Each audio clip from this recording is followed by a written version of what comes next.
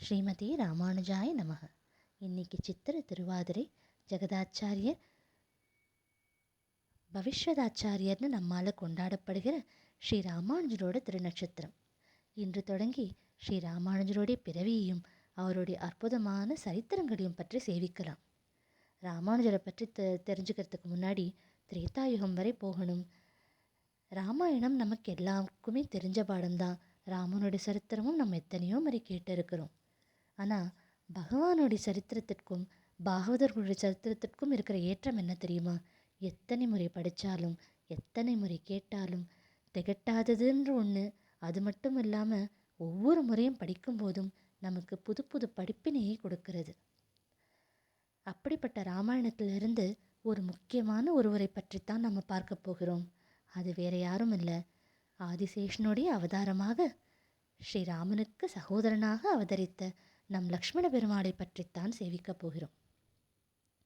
எப்படி மகாலட்சுமி பகவானை விட்டு பிரிய மாட்டாளோ அப்படித்தான் ஆதிசேஷனும் பகவானை விட்டு என்றுமே பிரியாதவன்.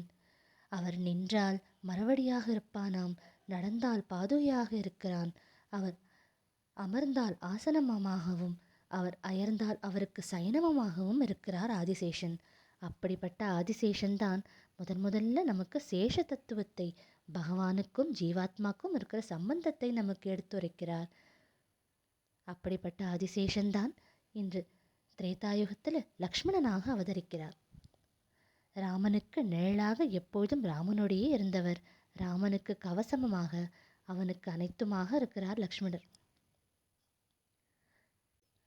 லக்ஷ்மணர்னு சொல்லும்போது நமக்கு அவருடைய சேவையும் பக்தியும் எந்த அளவுக்கு தோன்றுகிறதோ அதே போல் நமக்கு இன்னொன்றும் தோன்றும். எப்பொழுதுமே கோபமாக இருப்பாரோன்னு, கோபம்னு நம்ம அவரை சம்மந்தப்படுத்துகிறோம் இல்லையா?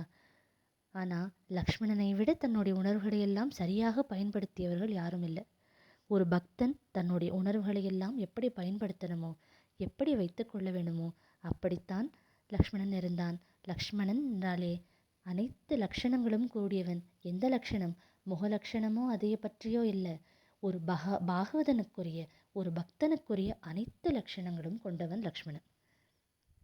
மிதிலை சபால எல்லாரும் கூடியிருக்கா. ராமனும் லக்ஷ்மணன் விஸ்வாமித்திரரோடு அங்கு வருகிறார். சீதைக்கு சுயம்பரம் நடக்கிறது. ஒவ்வொருவராக இந்த சிவதனுசை எடுத்து பார்க்க எல்லோரும் தோற்றுவிடுகிறார். அப்போ ஜனகர் கூறுகிறாராம், இந்த சபையில் ஒரு வீரபுருஷனே இல்லையா என் மகளை மணமுடிக்கன்னு. அப்போ அந்த இடத்துல கோவப்படுகிறார்.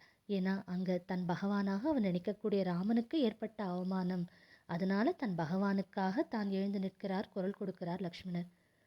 அடுத்து திருமணமாகி இங்கே வந்து ஆகிவிட்டது.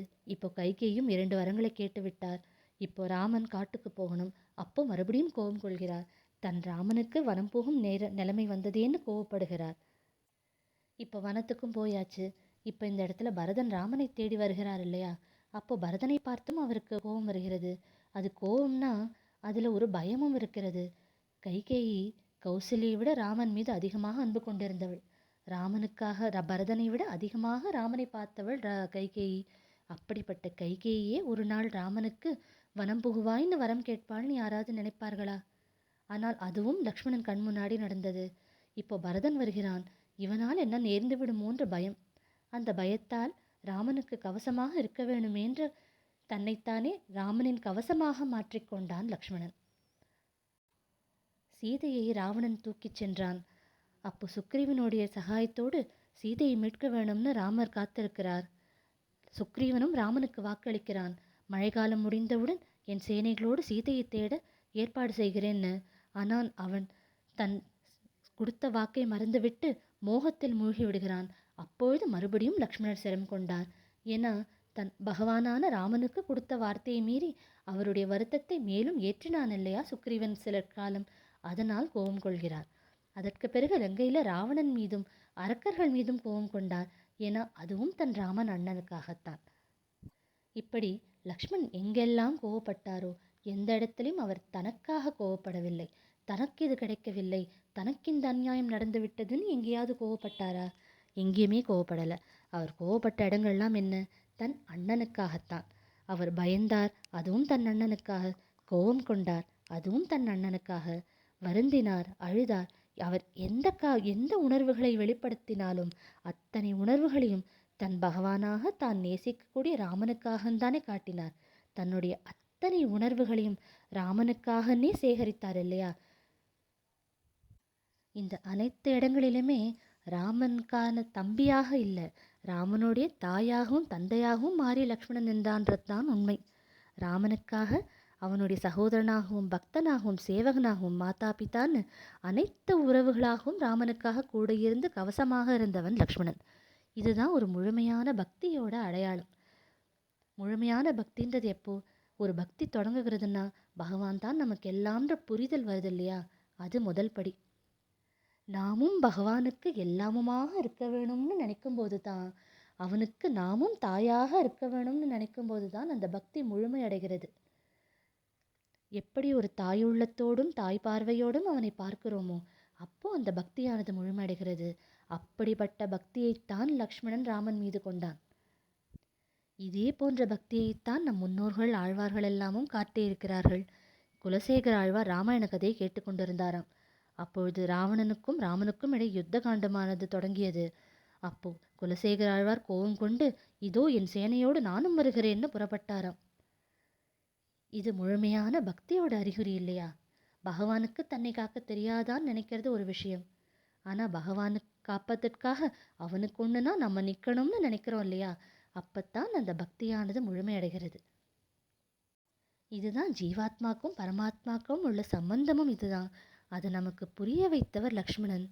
அந்த லக்ஷ்மணன் தான் கலியுகத்துல நமக்கெல்லாம் அந்த புரிதலை இன்னும் ஏற்படுத்த வேணும் என்பதற்காகவோ, நாமும் அவரை போலவே பகவானிடம் நெருங்க வேணும் என்பதற்காகவும் ஆச்சாரிய அவதாரம் எடுக்கிறார். ஸ்ரீ ராமானுஜராக, பவிஷ்யதாச்சாரியராக, ஜெகதாச்சாரியராக நமக்கு காட்சியளிக்கிறார். ஸ்ரீராமன் எல்லோரையுமே சமாளித்தாராம். அத்தனை பேருக்கும் ஆதரவு தந்தார். ஆனா ராமனை சமாளிக்க லக்ஷ்மணன் ஒருவன் தேவைப்பட்டது இல்லையா?